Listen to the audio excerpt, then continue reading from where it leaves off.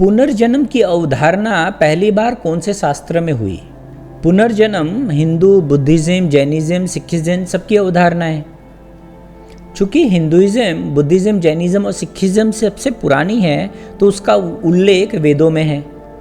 तो वैदिक सभ्यता में पुनर्जन्म की धारणा सबसे पहले कहाँ मिलती है? ऋग्वेद में। ऋग्वेद में लेकिन सीधा सीधा नहीं है पुनर्जन्म की बात। कहाँ है, किस ढंग से है? संसार के ढंग से है कि आप संसार के आवागमन से छुटकारा पाएं। संसार का आवागमन का मतलब ही तो यही हुआ ना कि आप बार बार जन्म लेंगे, पुनर्जन्म होगा, ठीक है। लेकिन इसकी पूरी व्याख्या छांदोग्य उपनिषद में वर्णित है और विस्तृत में वर्णित है। ये श्वेत केतु जब आया अपनी पढ़ाई पूरी करके तो उसके बहुत सारे मित्र हुए। तो जो गांव के मित्र थे सब इकट्ठे हुए। सब ने पूछा श्वेत केतु से कि हम लोगों ने सुना है पुनर्जन्म होता है, तुमने क्या सीखा इसके बारे में? तो श्वेत केतु ने कहा कि नहीं, मुझे नहीं पता पुनर्जन्म के बारे में।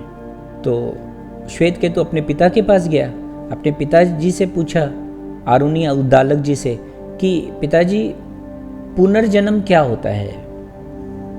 तो उनको भी नहीं पता था ठीक कि पुनर्जन्म क्या है, होता भी है कि नहीं होता है। तो दोनों पिता और पुत्र किसके पास गए? राजा जनक के पास गए। राजा जनक ने पुनर्जन्म की पूरी बात बताई उनको। और ऐसा माना जाता है छांदोग्य उपनिषद में पहली बार हम पुनर्जन्म को अच्छे से विवरण में देखते हैं। वो जो राजा थे वो तो लड़ाई करते थे, क्षत्रिय लोग तो लड़ाई करना उनका काम था। तो उनके अंदर मरने का भय नहीं होता था।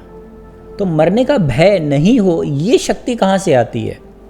ये जो जीवन है इसको धारण किए हुए कौन है? आत्मा। और आत्मा कभी मरती नहीं और इसका पुनर्जन्म होता है, यानी ये बार बार जन्म लेता है। तो ये जो कॉन्सेप्ट है, ये जो अवधारणा है, इससे शक्ति मिलती है लड़ाई करने में। तो पुनर्जन्म की अवधारणा पहली बार हमें छांदोग्य उपनिषद में मिलता है।